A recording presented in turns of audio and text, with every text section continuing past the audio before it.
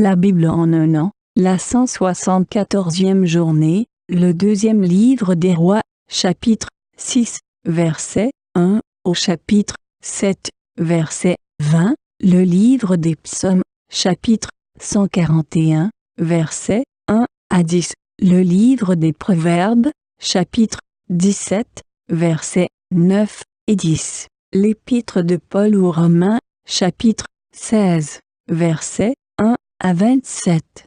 2 Rois, chapitre 6. Les fils des prophètes dirent à Élisée: Voici, le lieu où nous sommes assis devant toi est trop étroit pour nous. Allons jusqu'au Jourdain. Nous prendrons là chacun une poutre, et nous nous y ferons un lieu d'habitation. Élisée répondit: Allez. Et l'un d'eux dit: Consens à venir avec tes serviteurs. Il répondit: J'irai. Il partit donc avec eux. Arrivés au Jourdain, ils coupèrent du bois. Et comme l'un d'eux abattait une poutre, le fer tomba dans l'eau. Il s'écria: Ah, mon Seigneur, il était emprunté. L'homme de Dieu dit: Où est-il tombé? Et il lui montra la place. Alors Élisée coupa un morceau de bois, le jeta à la même place et fit surnager le fer. Puis il dit: Enlève-le. Et il avança la main et le prit. Le roi de Syrie était en guerre avec Israël, et, dans un conseil qu'il tint avec ses serviteurs, il dit: Mon camp sera dans un tel lieu. Mais l'homme de Dieu fit dire au roi d'Israël: Garde-toi de passer dans ce lieu, car les Syriens y descendent. Et le roi d'Israël envoya des gens pour s'y tenir en observation vers le lieu que lui avait mentionné et signalé l'homme de Dieu. Cela arriva non pas une fois ni deux fois. Le roi de Syrie en eut le cœur agité. Il appela ses serviteurs et leur dit: Ne voulez-vous pas me déclarer lequel de nous est pour le roi d'Israël? L'un de ses serviteurs répondit: Personne. Ô roi mon seigneur! Mais Élisée, le prophète, qui est en Israël, rapporte au roi d'Israël les paroles que tu prononces dans ta chambre à coucher. Et le roi dit: Allez et voyez où il est, et je le ferai prendre. On vint lui dire: Voici, il est à Dothan. Il y envoya des chevaux, des chars et une forte troupe qui arrivèrent de nuit et qui enveloppèrent la ville. Le serviteur de l'homme de Dieu se leva de bon matin et sortit. Et voici, une troupe entourait la ville avec des chevaux et des chars. Et le serviteur dit à l'homme de Dieu: Ah, mon Seigneur, comment ferons-nous? Il répondit: Ne crains point, car ceux qui sont avec nous sont en plus grand nombre que ceux qui sont avec eux. Élisée pria et dit: Éternel, ouvre ses yeux pour qu'il voie. Et l'Éternel ouvrit les yeux du serviteur, qui vit la montagne pleine de chevaux et de chars de feu autour d'Élisée. Les Syriens descendirent vers Élisée. Il adressa alors cette prière à l'Éternel: Daigne frapper d'aveuglement cette nation. Et l'Éternel les frappa d'aveuglement, selon la parole d'Élisée. Élisée leur dit: Ce n'est pas ici le chemin, et ce n'est pas ici la ville. Suivez-moi, et je vous conduirai vers l'homme que vous cherchez. Et il les conduisit à Samarie. Lorsqu'ils furent entrés dans Samarie, Élisée dit: Éternel, ouvre les yeux de ces gens pour qu'ils voient. Et l'Éternel ouvrit leurs yeux, et ils virent qu'ils étaient au milieu de Samarie. Le roi d'Israël, en les voyant, dit à Élisée: Frapperai-je, frapperai-je, mon père? Tu ne frapperas point, répondit Élisée. Est-ce que tu frappes ceux que tu fais prisonniers avec ton épée et avec ton arc? Donne-leur du pain et de l'eau, afin qu'ils mangent et boivent, et qu'ils s'en aillent ensuite vers leur maître. Le roi d'Israël leur fit servir un grand repas, et ils mangèrent et burent. Puis il les renvoya, et ils s'en allèrent vers leur maître. Et les troupes des Syriens ne revinrent plus sur le territoire d'Israël. Après cela, Ben-Hadad, roi de Syrie, ayant rassemblé toute son armée, monta et assiégea Samarie. Il y eut une grande famine dans Samarie, et ils la serrèrent tellement qu'une tête d'âne valait 80 cycles d'argent, et le quart d'un câble de fiente de pigeon 5 cycles d'argent. Et comme le roi passait sur la muraille, une femme lui cria: Sauve-moi, ô roi, mon Seigneur! Il répondit: Si l'Éternel ne te sauve pas, avec quoi te sauverai-je? Avec le produit de l'air ou du pressoir? Et le roi lui dit: Qu'as-tu?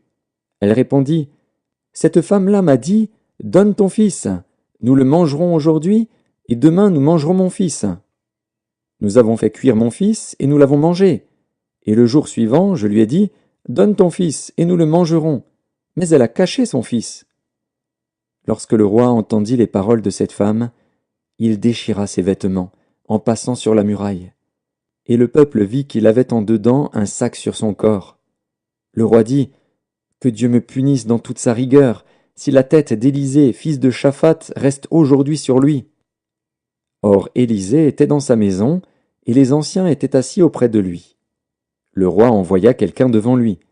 Mais avant que le messager soit arrivé, Élisée dit aux anciens, « Voyez-vous que ce fils d'assassin envoie quelqu'un pour m'ôter la tête?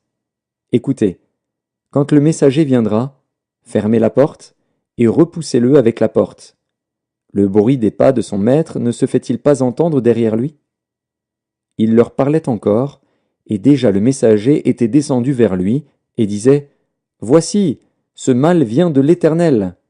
Qu'ai-je à espérer encore de l'Éternel » 2 Rois, chapitre 7. Élisée dit, « Écoutez la parole de l'Éternel.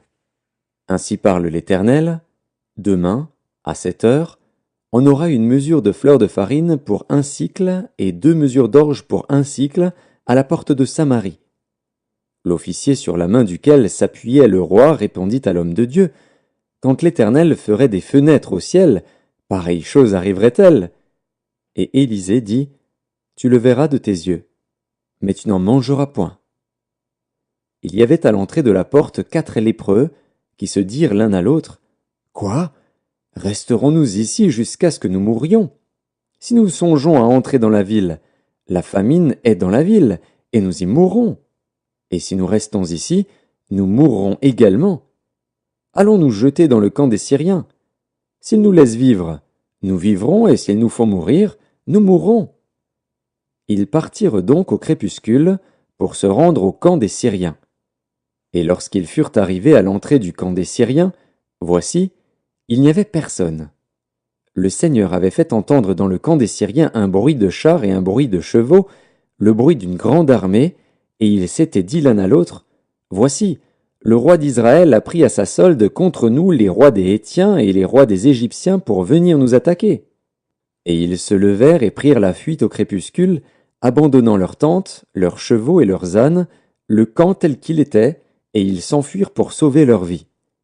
Les lépreux, étant arrivés à l'entrée du camp, pénétrèrent dans une tente, mangèrent et burent, et en emportèrent de l'argent, de l'or et des vêtements qu'ils allèrent cacher. Ils revinrent, pénétrèrent dans une autre tente, et en emportèrent des objets qu'ils allèrent cacher.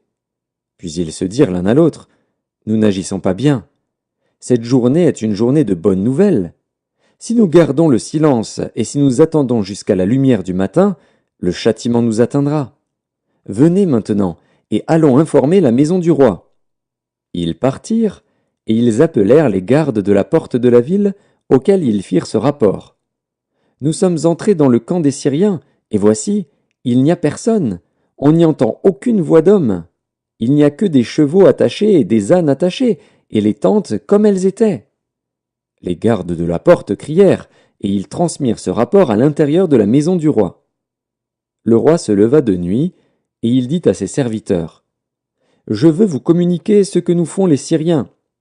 Comme ils savent que nous sommes affamés, ils ont quitté le camp pour se cacher dans les champs, et ils se sont dit, « Quand ils sortiront de la ville, nous les saisirons vivants, et nous entrerons dans la ville. » L'un des serviteurs du roi répondit, « Que l'on prenne 5 des chevaux qui restent encore dans la ville, ils sont comme toute la multitude d'Israël qui est restée, ils sont comme toute la multitude d'Israël qui dépérit, et envoyons voir ce qui se passe. » On prit 2 chars avec les chevaux, et le roi envoya des messagers sur les traces de l'armée des Syriens, en disant, « Allez et voyez. » Ils allèrent après eux jusqu'au Jourdain. Et voici, toute la route était pleine de vêtements et d'objets que les Syriens avaient jetés dans leur précipitation. Les messagers revinrent et le rapportèrent au roi. Le peuple sortit et pilla le camp des Syriens. Et l'on eut une mesure de fleur de farine pour 1 sicle et 2 mesures d'orge pour 1 sicle, selon la parole de l'Éternel. Le roi avait remis la garde de la porte à l'officier sur la main duquel il s'appuyait, mais cet officier fut écrasé à la porte par le peuple et il mourut, selon la parole qu'avait prononcée l'homme de Dieu quand le roi était descendu vers lui. L'homme de Dieu avait dit alors au roi, « On aura 2 mesures d'orge pour 1 sicle et 1 mesure de fleur de farine pour 1 sicle, demain, à 7 heures, à la porte de Samarie. » Et l'officier avait répondu à l'homme de Dieu, « Quand l'Éternel ferait des fenêtres au ciel, pareille chose arriverait-elle » Et Élisée avait dit, « Tu le verras de tes yeux, mais tu n'en mangeras point. » C'est en effet ce qui lui arriva. Il fut écrasé à la porte par le peuple, et il mourut. Psaume 141, psaume de David. Éternel, je t'invoque, viens en hâte auprès de moi. Prête l'oreille à ma voix quand je t'invoque. Que ma prière soit devant ta face comme l'encens, et l'élévation de mes mains comme l'offrande du soir. Éternel, mets une garde à ma bouche, veille sur la porte de mes lèvres.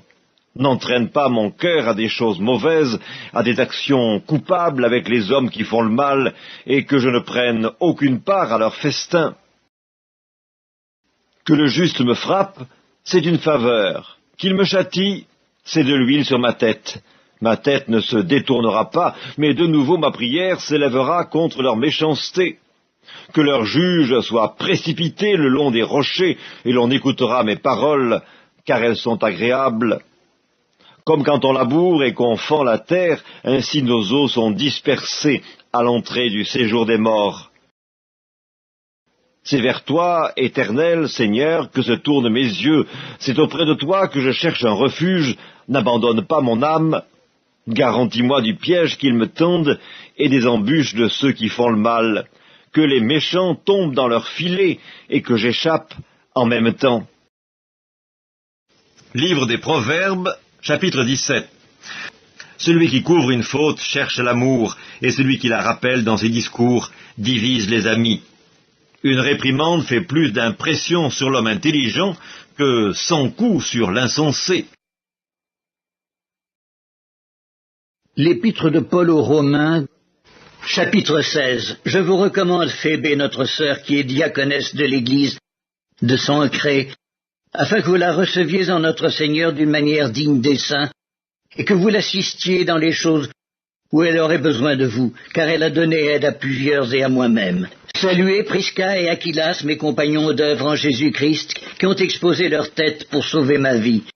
Ce n'est pas moi seul qui leur rend grâce, ce sont encore toutes les églises des païens. Saluez aussi l'église qui est dans leur maison. Saluez Épaïnette, mon bien-aimé, qui a été pour Christ les prémices de l'Asie. Saluez Marie, qui a pris beaucoup de peine pour vous. Saluez Andronicus et Junias, mes parents et mes compagnons de captivité, qui jouissent d'une grande considération parmi les apôtres, et qui même ont été en Christ avant moi. Saluez Amplias, mon bien-aimé dans le Seigneur. Saluez Urbain, notre compagnon d'œuvre en Christ, et Stachys, mon bien-aimé. Saluez Apelles, qui est éprouvé en Christ. Saluez ceux de la maison d'Aristobule. Saluez Hérodion, mon parent. Saluez ceux de la maison de Narcisse, qui sont dans le Seigneur. Saluez Tryphène et Tryphose, qui travaillent pour le Seigneur. Saluez Perside, la bien-aimée, qui a beaucoup travaillé pour le Seigneur. Saluez Rufus, l'élu du Seigneur, et sa mère, qui est aussi la mienne. Saluez Asyncrite, Phlégon, Hermès, Patrobas, Hermas, et les frères qui sont avec eux. Saluez Philologue et Julie, Nérée et sa sœur, et Olympe et tous les saints qui sont avec eux. Saluez-vous les uns les autres par un saint baiser. Toutes les églises de Christ vous saluent. Je vous exhorte, frères, à prendre garde à ceux qui causent des divisions et des scandales au préjudice de l'enseignement que vous avez reçu. Éloignez-vous d'eux. Car de tels hommes ne servent point Christ notre Seigneur, mais leur propre ventre. Et par des paroles douces et flatteuses, ils séduisent le cœur des simples. Pour vous, votre obéissance est connue de tous. Je me réjouis donc à votre sujet, je désire que vous soyez sages en ce qui concerne le bien et purs en ce qui concerne le mal. Le Dieu de paix écrasera bientôt Satan sous vos pieds. Que la grâce de notre Seigneur Jésus-Christ soit avec vous. Timothée, mon compagnon d'œuvre, vous salue, ainsi que Lucius, Jason et Sosipater, mes parents. Je vous salue dans le Seigneur, moi, Tertius, qui ai écrit cette lettre. Gaius, mon hôte, et celui de toute l'Église vous salue. Éraste, le trésorier de la ville, vous salue, ainsi que le frère Quartus. Que la grâce de notre Seigneur Jésus-Christ soit avec vous tous. Amen. À celui qui peut vous affermir selon mon évangile et la prédication de Jésus-Christ, conformément à la révélation du mystère caché pendant des siècles, mais manifesté maintenant par les écrits des prophètes, d'après l'ordre du Dieu éternel, et porté à la connaissance de toutes les nations, afin qu'elles obéissent à la foi. À Dieu, seul sage, soit la gloire au siècle des siècles, par Jésus-Christ. Amen.